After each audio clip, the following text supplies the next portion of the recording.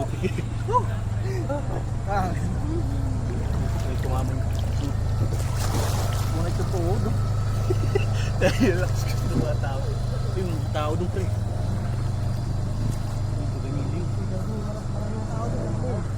Baliktad na, pre. Tumatama yung hose sa akin, pre. Eh, mo?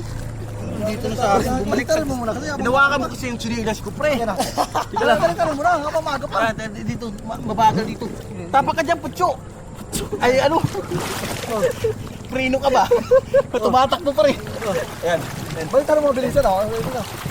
Ito. Anong master pa?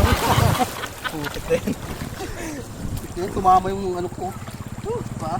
Ay, wala mang sugat. Kaya nga natanggal yung sinilas ko. Mas masarap pa dito magpagos kaysa sa garay. Okay. Tumatama yung quit ko.